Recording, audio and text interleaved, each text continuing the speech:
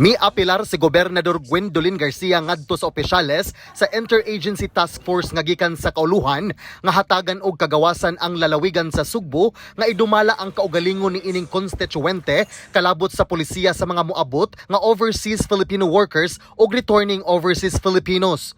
Atol sa special session nga gipahigayon sa Hunta Provincial sa Sugbo kaniadtong Martes, Hunyo 29, subling gipasabot sa gobernador ngadto sa IATF officials nga gipanguluhan ni Health Secretary Francisco Duque III nga hapit na usa ka tuig nga anaa ubos sa Modified General Community Quarantine kon MGCQ ang Sugbo ug dugay na kini nakakontrolar sa pagsaka sa COVID-19 nga mga kaso dinhi sa Sugbo.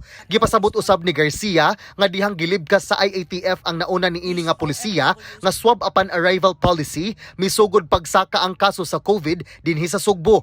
Apan dihang miluwat siya og executive order nga nagmando og swab upon arrival policy kaniadtong buwan sa Marso, nibalik pagkanaog ang kaso sa COVID. When Executive Order number 17 was implemented on March 31st, that was when our cases started to decrease. Sa iyang bahin, matud ni Bukaldong Baricuatro nga kung ang kabalaka sa IATF officials ug ang ilang pagduha-duha kung matarong ba sa Sugbo ang pagpatuman sa protocols aron masiguro nga dili mo katap ang virus, iyang gipasalig nga responsable gayud ang mga probinsyano. Na-activate ang BHERTS, na-activate ang tanod, hindi sila makakalabas dyan. As mga kapitbahay na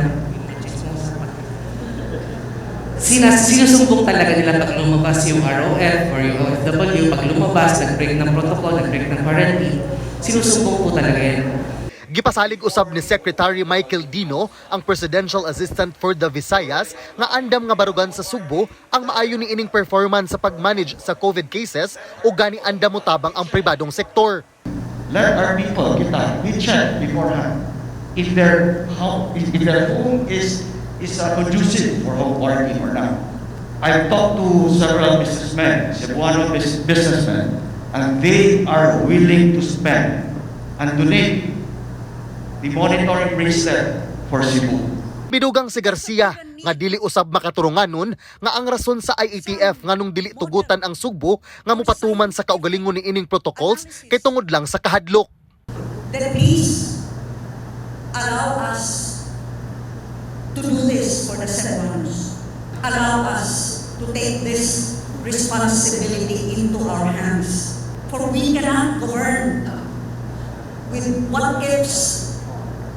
We cannot possibly hope to achieve the welfare of our constituents when it's based on models and possibilities and assumptions.